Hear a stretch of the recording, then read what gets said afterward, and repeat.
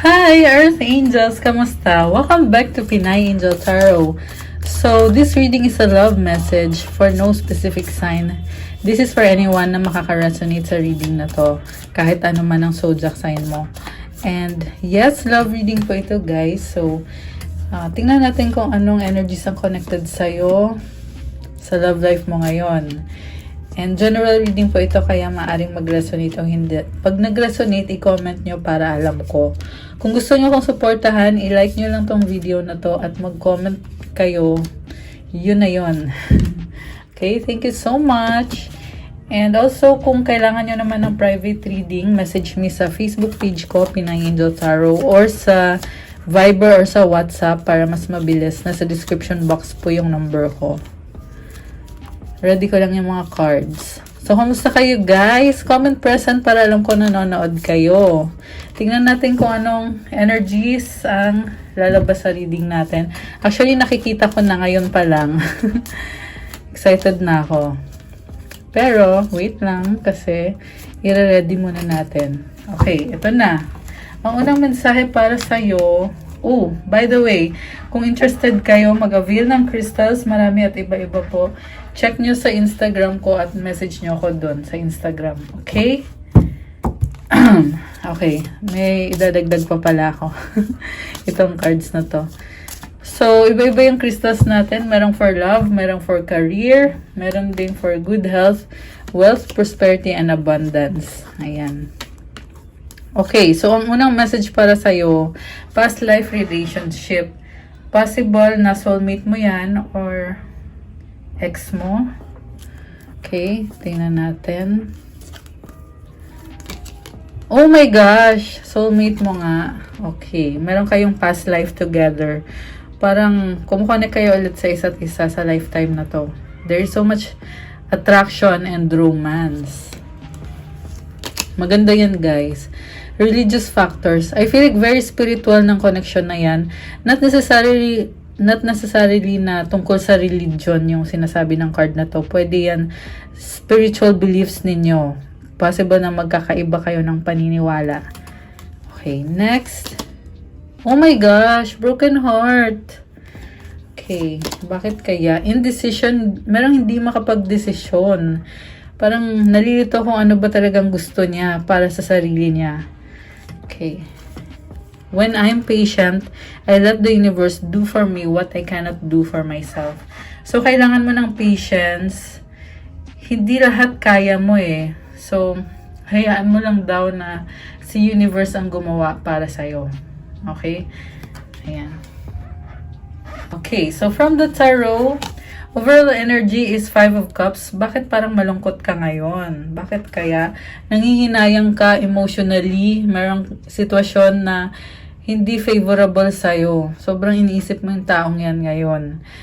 And I feel like meron pa namang chance sa inyo. Pero sa ngayon, iniisip mo muna kung ano yung sayang. Parang nangihinayang talaga. Kita mo merong drain, oh.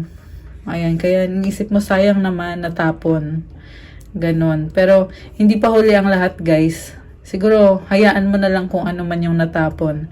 At mag-focus ka sa kung ano pa yung meron ka. Kasi may nakita din ako dito sa likod. May something pa na pwede pa yan mag-workout. Okay. So, sa recent past, the Fool, wow, the Empress, Knight of Cups. So, sobrang mahal yung isa't isa. There is romance, attraction. Parang na-obsess kayo sa isa't isa, pero in a good way kasi umaapaw yung pagmamahal dito, guys. Kaya wala akong masasabi. The Fool, ibig sabihin nito, you're taking a risk. Kumbaga, iniisip mo, bahala na kung ano man ang mangyari sa amin ng taong to, pero gusto ko talaga siya, mahal ko talaga siya. Gusto ko siyang makasama, siya ang minamahal ko. At ganun din naman siya. Ayan, sobrang nagmamahalan kayo. Okay, wala akong masabi. Sa current, okay, ito ngayon, tingnan natin. Oh my gosh, bakit ganito? Knight of Wands, Queen of Wands, and 5 of Pentacles. Sa totoo lang, gusto nyo pa rin ang isa't isa, sobra. Pero, for some reason, meron dito parang nanghihina yung loob. Parang, I don't know, iniisip nyo kung ano yung problema eh. So, hindi nyo na tuloy ma-enjoy kung anong meron kayo. Actually, sa totoo lang, I feel like kaya namang mag-workout yung connection nyo. Meron lang talagang parang harsh na energy. I don't know. Na parang feeling mo wala ng pag-asa. Pero merong susi dito. Kailangan lang kunin mo yung susi na yan, buksan mo yung pintuan. Pero, andito ka oh. Ayan, kita mo nakayuko siya. So, tingnan mo kung ano yung opportunity na meron pa. Meron kasi iba sa inyo, iniwan kayo or feeling nyo iniwan kayo. Ready ka na sana eh. Nire-ready mo yung sarili mo para sa taong yan. Pero iniwan ka naman. Yung iba naman guys, andyan pa rin yung taong yan. Pero feeling mo walang pag-asa. Feeling mo hindi niya binabalik yung pagmamahal na kaya mong ibigay. Very committed ka ngayon sa taong yan na to the point na parang iniisip mo gusto mo na magpakasal, gusto mo na mag-settle down. Yung nga lang, parang hindi pa siya nangyayari talaga sa totoong buhay. Okay, sa near future, 3 of Cups, 8 of Swords, Queen of Pentacles. May pag-asa naman para sa inyo. Kaya lang, parang gusto mo yung maging accountable siya sa mga ginagawa niya. Parang gusto mo magpaliwanag siya sa'yo na kung bakit siya nawala, bakit iniwan ka niya or bakit sinayang niya yung chance para sa inyong dalawa. Pero gusto mo pa rin siya. Very practical ka. Kaya mo pa rin siyang alagaan at mahalin. Okay, so i-clarify natin guys. Bakit parang malungkot ata? Bakit parang malungkot yung viewer natin? Okay, tinatry na palang maging masaya. Tinatry na maging positive at mag-move on. Okay. Kasi nagkaroon kayo ng problema. Pero ngayon, mas optimistic ka ngayon. Hinihintay mo siya. And may tattoo. Ano kaya yan? Parang, I feel like you're very passionate. Kita mo puro once, guys, maapoy. Gusto mo siyang makasama. Okay, and then one more card. The Wheel, okay. Parang gusto mong mag-offer sa kanya ng bagong simula. And inaabangan mo pa lang siya. Okay, parang feeling mo hintay ka ng hintay. Hindi pa rin siya dumadating. Gusto mo nang magsimula ulit. Okay. Ang tanong, anong nangyari naman sa kanya? 'Di ba? Sobra yung passion mo ngayon. Oh my gosh. Parang nag-heal siya ngayon. 4 of Swords. Kita mo nakahiga, 'di ba? This card means mending a broken heart or fixing a broken heart. Kanina merong broken heart din na lumabas. So, mukhang on the process pa yung person na yan. Kaya parang hindi kayo okay ngayon, ano. Pero, andyan pa rin siya. Alam naman niya andyan ka. Ayaw lang talagang kumonek sa'yo ulit. Kasi, siya eh. Pinoprotektahan niya yung sarili niya eh. On the process pa siya, on the process of healing pa siya. Mas pinipili niya ngayon na mag-isa muna siya. Okay. Judgment. Oh my gosh. So, mukhang merong desisyon na kailangan gawin. Knight of Pentacles, Ace of Swords, 9 of Wands. So, parang inis ka na, bad trip ka na dito, nagmamadali ka na kasi. Mukhang matagal ka na din naghihintay para sa taong yan. Pero, parang feeling mo baliwala. Ang dami mo ng frustrations. So, ayun. Bad trip. Okay. Pero sa totoo lang, mahal niyong isa't isa, guys. Siguro, ganun yung feeling talaga ngayon na parang naiinis ka. Pero, malalim naman yung connection niyo eh. I mean, there's so much attraction. 'Di ba? The Moon. Oh, ito na naman tayo sa broken heart. Oh, 3 of Swords.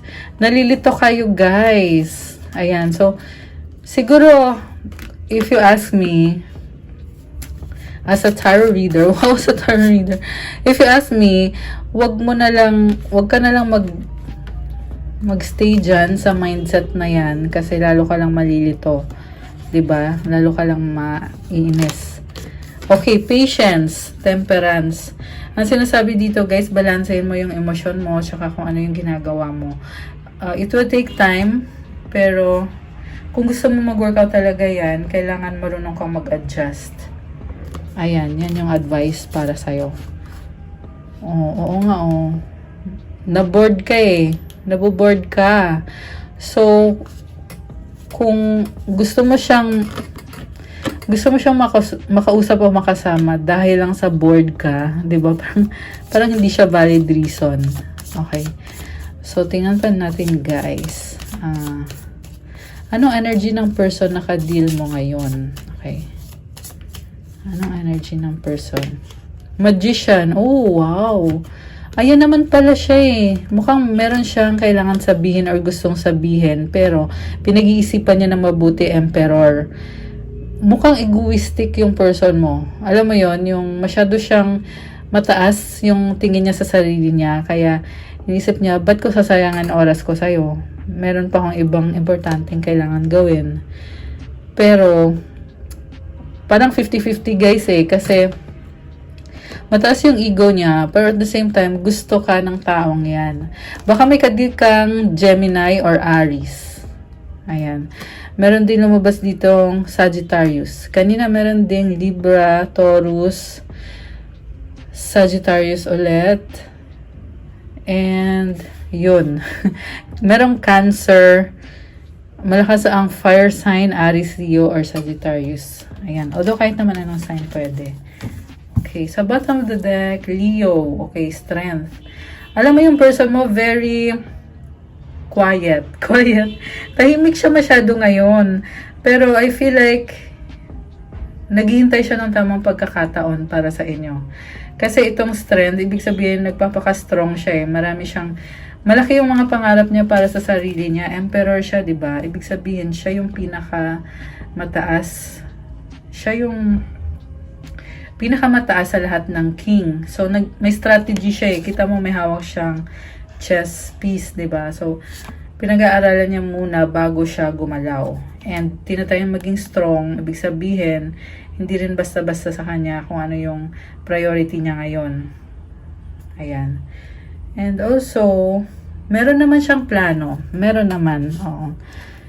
Kaya nga siya nagpapaka-strong eh. Kasi gusto ka din ng taong yan. Gusto ka niya i-manifest. Page of Cups, actually, excited siya. Oh my gosh, kinilig ako. Excited siya, pero ang daming tao sa paligid niya, oh. Five of Wands. Page of Pentacles. Oh, dahil nga ang daming tao sa paligid niya, kaya parang hindi siya makagalaw. I don't know. Parang nahihiya. Two of Cups. Bakit kaya? Two of Cups, it means sobrang committed siya sa'yo. Parang, nafe-feel ko, pinupush niya yung sarili niya para mag-workout yung connection nyo, guys. Pero parang mahiyain din pala siya, no? I mean, kahit sabihin na natin, medyo egoistic yung person mo, pero nahihiya din siya. I don't know kung bakit. Okay, nalaglag si Strength. Okay, next card is Seven of Swords. Mukhang ayaw niya sabihin talaga sa'yo kung ano yung mga pinaplano niya. Okay. King of Pentacles, very serious yung person mo ngayon. Oh, parang may problem siya connected sa finances o sa trabaho niya. Death and Rebirth and the Sun. Bumabangon siya ulit. Wow, ang ganda naman ito. Ayan o. King of Pentacles, Death and Rebirth, tsaka Sun. So, I feel like yun nga, meron siyang problem sa finances. Kailangan niyang ayusin sa ngayon. Pero babangon siya ulit. Andito yung Sun. Mukhang sa ngayon, busy siya, inaayos niya yung career niya.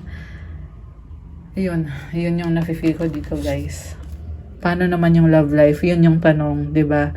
Nine of Pentacles, single, independent. So siguro kahit sabihin na natin committed kayo, pero pakiramdam niya, mag-isa muna ako kasi ang dami kong kailangan gawin. Sa totoo lang, nag-improve naman yung buhay niya. Ayan, kita mo yan, mga Pentacles.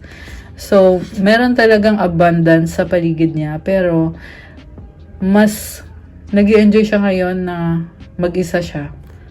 Okay? Chariot. Ace of Cups. Oh my gosh. Parang may gusto siyang gawin para sa sarili niya. Siguro, baka tinalikuran ka muna niya para ayusin yung sarili niya. Pero guys, may nafe-feel din ako na mag-o-offer sa'yo ng bagong simula. Kita mo tong parang rainbow. Ayan, ang ganda. Oh my gosh. Okay, wow. Two of Pentacles, Queen of Cups. Parang nagsabay-sabay lahat. Ang dami niyang pangarap, ang dami niyang gustong gawin. Masayahin pala tong person na to eh. Very passionate at very deep and malakas din ang intuition ng taong yan. So, Queen of Swords, the Lovers. So guys, parang soulmate connection yung nakikita ko dito. And merong Aquarius, meron ding Gemini, water sign, Cancer, Pisces, Scorpio, meron din. So, yung person mo, parang sobra siyang vulnerable pala, no? Ang lalim talaga ng nararamdaman ng taong to, guys. Actually, pareho kayo. So, yun, wala akong masabi. Yung nga lang, parang isip siya ng isip ngayon, eh. Ang daming problemang lumabas. Page of Wands, the Devil. Ayan, oh, may stress. Page of Swords and the High Priestess. May nakita ko nanonood ng tarot, so baka ikaw yan. Pampatanggal ng stress. Two of Swords, binubuksan mo yung isip mo eh. Ayan oh, pero nalilito ka dito oh. Oh, okay, parang nagpaplano. Tumitingin sa mga options at binabago mo yung sarili mo. The World, the Hanged Man. Okay. Hierophant. So, take it one step at a time. Yan ang advice para sa'yo. Huwag mong madaliin. Seven of Pentacles. Ayan oh, kasi nag-grow naman eh, nag-improve naman, pero mabagal. So, i-let go mo na daw yung stress kung ano yung nagpapahirap sa'yo. At mag-focus ka sa kung ano yung priority mo. Okay. Justice, strong ka. Ace of Pentacles, magkakaroon ka ng pagbabago. Bagong simula, I mean. And, alam mo guys, nakita ko dito, maayos mo din yan. Kasi lumabas yung justice eh. You're very strong. So, kahit na, oo, isip ka ng isip sa problemang yan, pero kaya mo namang ayusin. Kaya mo namang magsimula ulit, bumangon ulit. And try again na lang. Yun lang yung advice ko sa'yo. Okay? Don't give up. Oh my gosh! Pera! Ten of Pentacles. I feel like guys, meron iba sa inyo or marami sa inyo makakatanggap ng malaking pera. Malaking sum of money. Possible na hindi mo in-expect yan. Five of Swords. Ano kaya to? Ayan, yung something about sa pera. Parang reward mo yan eh. Kasi naging strong ka. Okay. And then Five of Swords. Eight of Cups. Three of Pentacles. Okay. I feel like iniisip mo yung taong yan, pero mas gusto mo na nasa sayo yung atensyon. Ayan. Naghahanap ka ng atensyon. Atensyon ng taong yan. Okay. Anong outcome dito? Oh my gosh. Kita nyo yon lumipad. Okay. Ten of Wands. Six of Pentacles. Yun na nga, naghahanap ka ng atensyon. Kasi, sa totoo lang, andyan naman siya at alam mo din naman yon na hindi ka niya iiwan. Ikaw pa nga ata yung aalis eh. Kasi mukhang burdened ka na. Yung iba sa inyo, burdened by responsibilities, financial responsibilities. Ayan. So, be practical lang. Ayan, para maayos mo yan, yung financial burden. Six of Cups, mabait ka kasi. Mukhang marami ka ding tinutulungan. Oh my gosh, King of Cups. There's love, Knight of Swords. Alam nyo, kahit ang hirap-hirap ng pinagdadaanan ngayon, mo ngayon dito sa reading natin, nakikita ko pa rin na full of love ka. Kaya nakakatuwa pa rin ang reading natin ngayon. So, don't give up. Keep going. Okay? Eight of Wands, the Tower. Merong mensahe o bigla ang pagbabago. Ayan, pagbabago. Magbabagong isip mo. Aayusin mo yung buhay mo. Maraming blessings galing sa universe. Mukhang mag-iingat ka na. Ano kaya yung pagbabagong yan? Nag-iingat ka kasi gusto mo unahin yung sarili mo.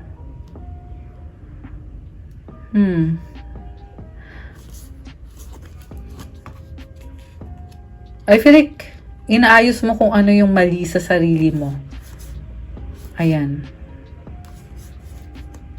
Inaayos mo Kasi gusto mo ulit bumangon. 7 of Wands, 6 of Wands. Gusto mo ma-achieve yung victory, success, celebration, 4 of Wands. King of Wands. Oh my gosh, grabe. Sa totoo lang, sa huli, magiging strong ka pa rin. Kaya mo pa rin. Basta pagpatuloy mo lang. Okay? Ayan. So, kuha tayo ng mga mensahe galing sa person mo or kung ano man ang energies na connected ngayon sa inyo ng ka-deal mo.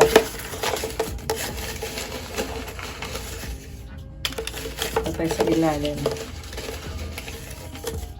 Okay, isa pa. Ay, kuha tayo ng advice para sa'yo.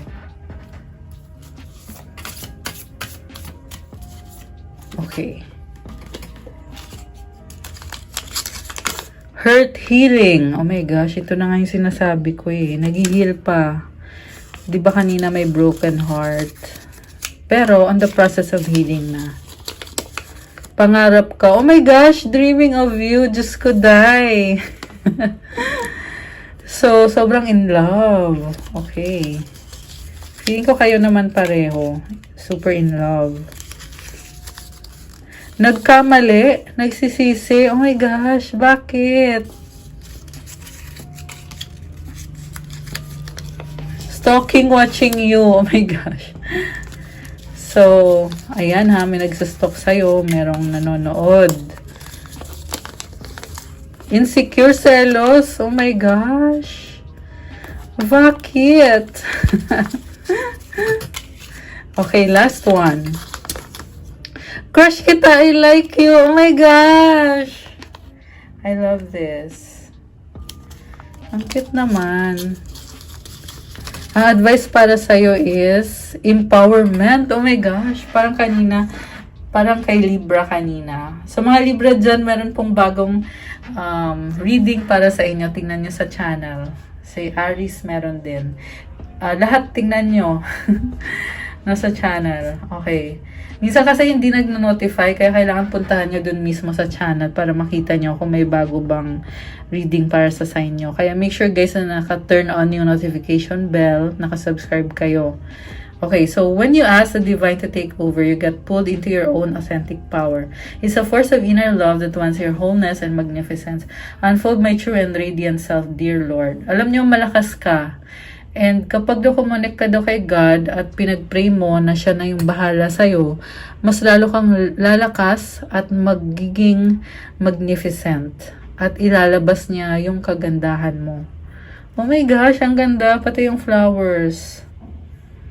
Yung colors, ang ganda. Ayan. Okay guys, so that's all for your love reading today. Thank you so much for watching.